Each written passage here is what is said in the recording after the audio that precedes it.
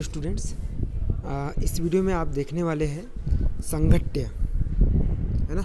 संघट्य के लिए एक प्रमेय है अपने पास में, है ना। प्रमेय कौन सा है? संघट्य के दौरान वस्तु का रेखीय संवेग नियत रहता है या संरक्षित रहता है। उसके बाद में संघट्य के प्रकार, ठीक है, ये इस वीडियो में हम क्या करेंगे, कवर करेंगे।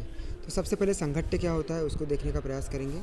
तो आप जानते हैं कि यदि कोई भी दो वस्तु आपस में टकराती है तो उसको हम क्या बोलेंगे, संघट्य कहते हैं। जैसे एक गाड़ी इस डायरेक्शन में आ रही है, एक गाड़ी और दूसरी गाड़ी भी इस डायरेक्शन में जा रही है ना, और दोनों आपस में क्या कर रही है, टकरा रही है एक अल्प समय के लिए, तो उसको अपन क्या बोलेंगे, दो गाड़ियों का संघट्य बोलेंगे, है ना। मतलब गाड़ियों का टकराना वो क्या कहलाएगा, संघट्य कहलाएगा। या दो वस्तुओं का आपस में टकराना क्या कहलाएगा, संघट्य कहलाएगा, ठीक है। उसी प्रकार से जब हम क्या करते हैं, यहाँ चित्र में दिखा है, एक बॉल को अपन क्या करते हैं, हाथों से फेंकते हैं, किस पर, दीवार पर फेंकते हैं। तो दीवार और बॉल दोनों का आपस में टकराना वो क्या कहलाता है, संघट्य कहलाता है, ठीक है। तो इस प्रकार से ये और बहुत सारे उदाहरण है। जैसे कैरम की गोटियों को जब हम मारते हैं तो वो जो स्ट्राइकर होता है, उस स्ट्राइकर के द्वारा गोटियों का आपस में टकराना वो क्या कहलाएगा, वो भी संघट्य कहलाएगा, ठीक है ना। तो ये संघट्य की क्या है, परिभाषा है कि दो वस्तु को जब हम आपस में टकराते हैं तो उस आपस में टकराने की जो प्रक्रिया है या जो घटना है उसको हम बोलेंगे संघट्य। या दो वस्तु का आप अल्प समय के लिए परस्पर अंतक्रिया वो क्या कहलाती है, संघट्य कहलाती है। तो ये आप परिभाषा लिख सकते हैं, है ना।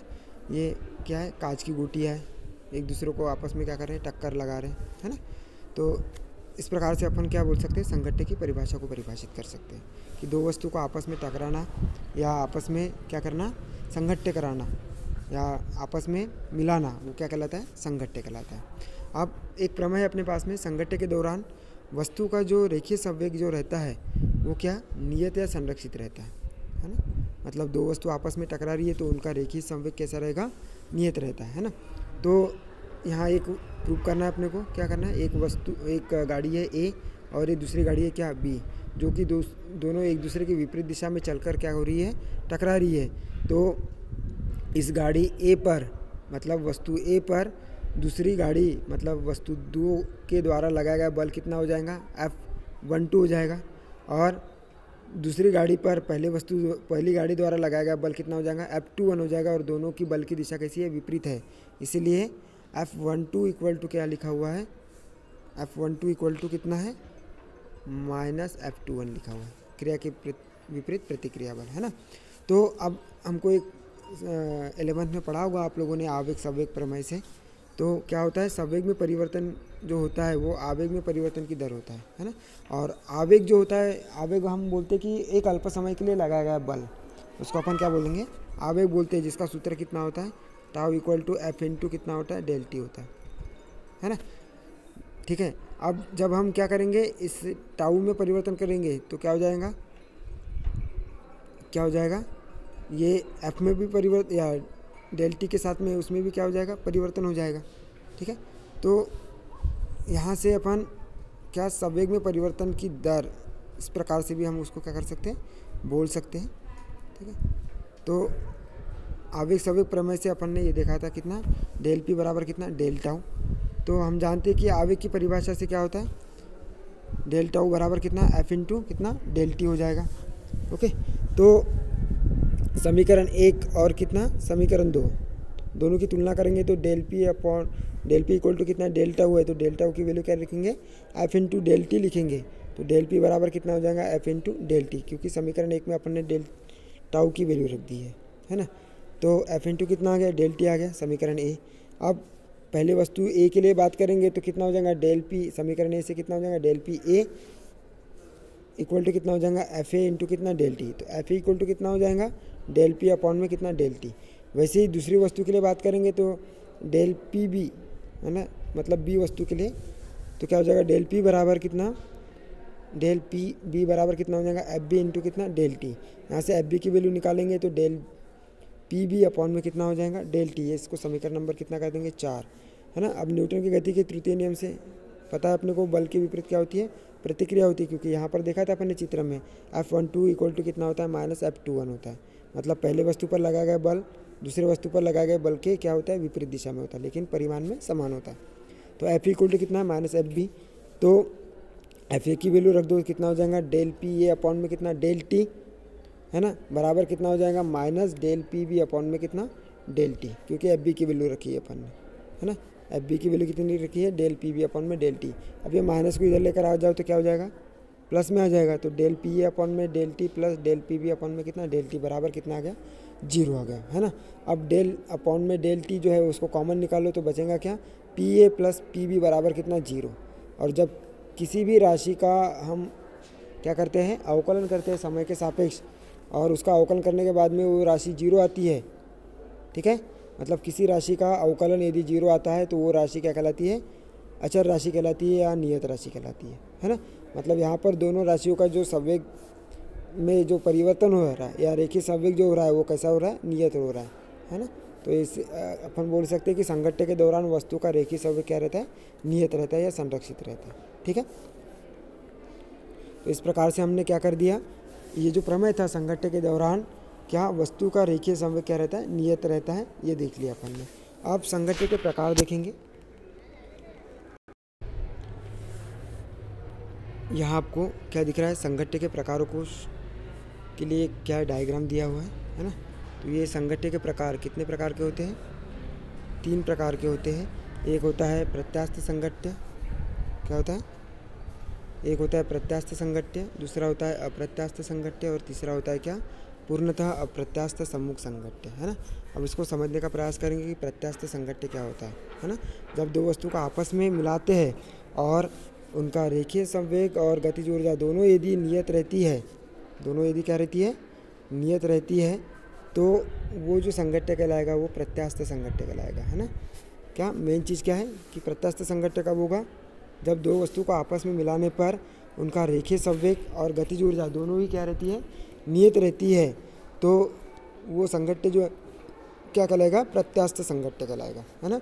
इस उदाहरण क्या है गैस में अणु की जो गति के कारण जो गैस के अणु जो आपस में जो टकराते हैं तो उनकी गतिज ऊर्जा और उनका रेखीय संवेग दोनों ही कैसे रहते हैं नियत रहते हैं, है ना। तो ये क्या कहलाएगा प्रत्यास्थ संघट्य कहलाएगा, है ना। इसके लिए एक अपन उदाहरण देखेंगे, ठीक है क्लियर। और इसके बाद में सेकंड जो उदाहरण है आपका सेकंड जो प्रकार है वो क्या है अप्रत्यास्थ संघट्य है। तो अप्रत्यास्थ संघट्य में क्या होगा वस्तु का रेखीय संवेग तो क्या रहेगा नियत रहेगा, लेकिन उसकी जो गतिज ऊर्जा है वो क्या रहेगी नियत नहीं रहेगी, या गतिज ऊर्जा उसकी क्या हो जाएगी संघट्य के बाद में बदल जाएगी, तो वो संघट्य क्या कहलाएगा अप्रत्यास्थ संघट्य कहलाएगा, है ना। देखो प्रत्यास्थ संघट्य कब होगा जब उसकी रेखीय संवेग जब उसका क्या रेखीय संवेग और ऊर्जा दोनों क्या रहेगी नियत रहेगी, लेकिन अप्रत्यास्थ संघट्य में रेखीय संवेग तो नियत रहेगा लेकिन गतिज ऊर्जा उसकी नियत नहीं रहेगी, तो वो क्या कहलाएगा अप्रत्यास्थ संघट्य कहलाएगा, है ना।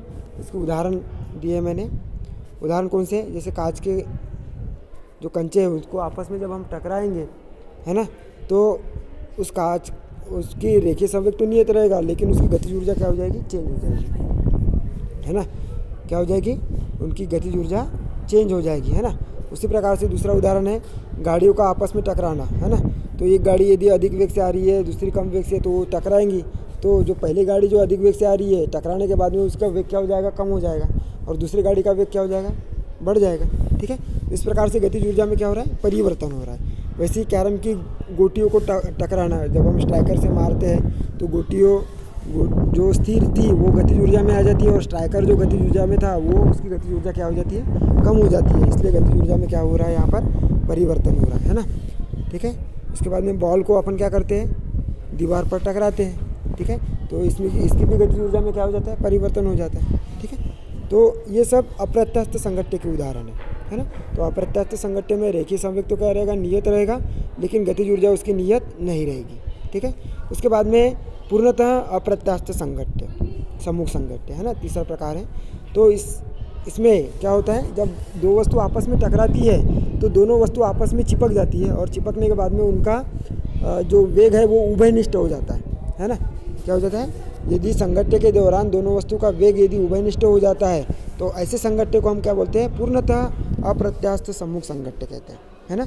जैसे चलती बस में गाड़ी का टकराना चढ़ना, मतलब पहले क्या है बस में चढ़ने से पहले किसी व्यक्ति का वेग v2 है, v2 वेग से वो दौड़ कर आ रहा है, उसके बाद में गाड़ी v1 वेग से चल रही है लेकिन जैसे ही ये व्यक्ति उस गाड़ी में क्या होता है, चढ़ जाता है दौड़कर, है ना, तो वो टकराएगा, मतलब चढ़ रहा है, इसका मतलब क्या हो रहा है कि दोनों वस्तु आपस में क्या हो रही है, टकरा रही है। गाड़ी टकरा रही है किससे टकरा रही है, या जो वस्तु है वो किससे, गाड़ी से टकरा रहा है ना।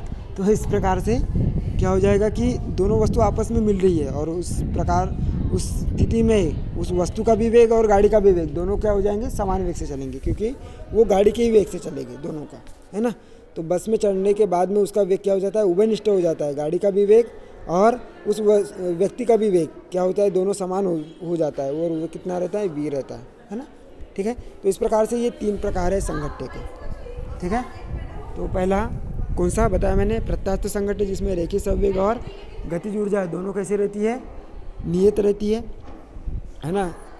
और उसके बाद में अप्रत्यास्थ संघट्य में जो गतिज ऊर्जा है वो नियत नहीं रहेगी, लेकिन रेखीय संवेग क्या रहता है, नियत रहता है। और तीसरी इसमें उसका वेग जो होता है संघट्य के बाद में क्या होता है, उभयनिष्ठ हो जाता है, तो वो क्या कहलाएगा, पूर्णतः अप्रत्यास्थ सम्मुख संघट्य कहलाएगा। ये 3 प्रकार है। ठीक है, अब नेक्स्ट वीडियो में अपन क्या देखेंगे, ये प्रत्यास्थ संघट्य के लिए उसका गतिज ऊर्जा, रेखीय संवेग, है ना, इसके लिए अपने को क्या देखना पड़ेगा, 2 प्रश्न देखना पड़ेगा नेक्स्ट वीडियो में।